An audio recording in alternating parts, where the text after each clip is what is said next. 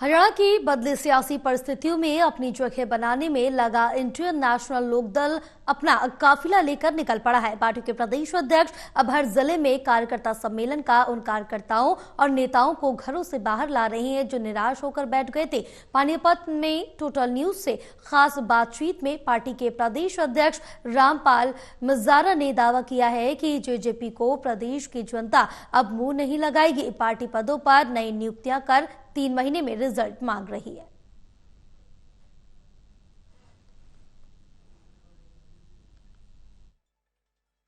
Indian national Lokdal के प्रदेश अध्यक्ष रामपाल माजरा जी हमारे साथ हैं। संगठनकर्ता के तौर पर इनकी बहुत तारीफ होती है कि संगठनकर्ता हो किसी भी टीम में, तो ऐसे आज रामपाल माजरा जी पानीपत के दौरे पर आए हुए हैं। जिलों में मीटिंग चल रही है। देवीलाल का राज देखा, ओम प्रकाश चौटाला का देखा। उस वक्त भी भले ही वो कोई सरकार थी नहीं, लेकिन आपके विरोधी आपके संगठन के कायल होते थे। स्वर्गीय चौधरी ओम प्रकाश चौटाला से मैंने संगठन में बहुत कुछ सीखा है।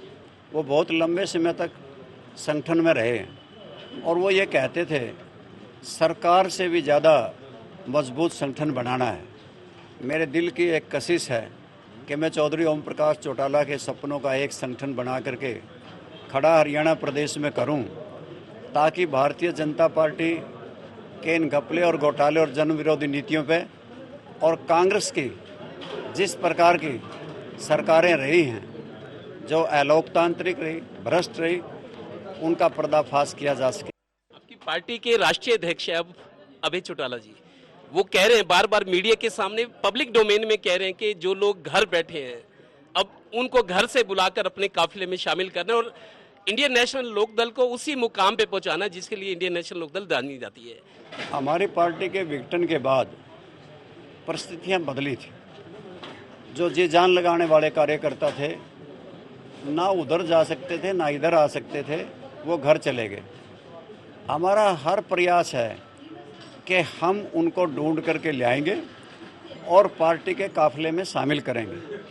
और इतना ही नहीं, राष्ट्रीय अध्यक्ष अभय सिंह चौटाला ने जो कहा है कि हम अब की बार हर गांव में जाकर के उनके परिवार से संपर्क साधेंगे और उन कार्यकर्ताओं नेताओं को इस पार्टी में शामिल करने के लिए हमारी भरपूर कोशिश है।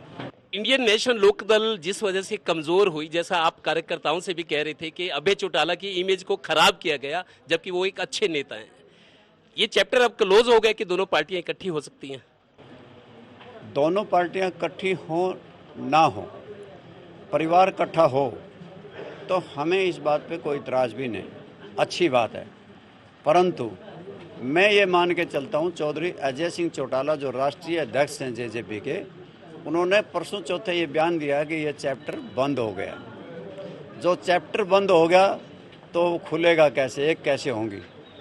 हम इस बात की इंतजार नहीं करते, ना हमें इस बात की आशा कि कोई हमारे साथ इकट्ठा होगा।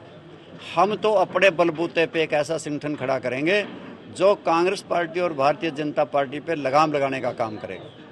ये कहा जाता है कि जज्बा पैदा हुई इनेलो से, लेकिन जज्बा में जो लोग हैं, जिस वजह से इनेलो कमजोर हुई, सत्ता की दावेदारी से पीछे रह गई और पार्टी कमजोर भी हुई है, लेकिन जो लोग जज्बा में मजबूत लोग गए थे, जिस वजह से जज्बा पार्टी बनी, क्या उन लोगों की वापसी है? कुछ लोग संपर्क में हैं आपके?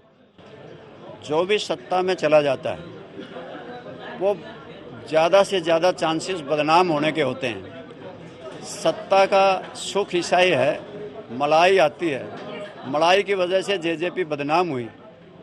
कार्यकर्ता की जहाँ तक सोच है, वो चौधरी देवीलाल और ओम प्रकाश चौटाला के आशीर्वाद की पार्टी इंडियन नेशनल लोकदल की तरफ झुकाव है और वो तो हरियाणा प्रदेश की जनता से विमुख हो चुके हैं। किसान आंदोलन को बीमारी बताते थे, जो कानून बन गए कहते थे वापस हो नहीं सकते, वो हुए थे। तो इसलिए उनको जनता मुंह लगाने वाली नहीं है। अपने भाषण में अभी कांग्रेस के बारे में कह रहे थे, हवा कांग्रेस की थी, सरकार बीजेपी की बन गई, शायद अंदर खाते सेटिंग हुई, जैसा आप कह भी रहे थे।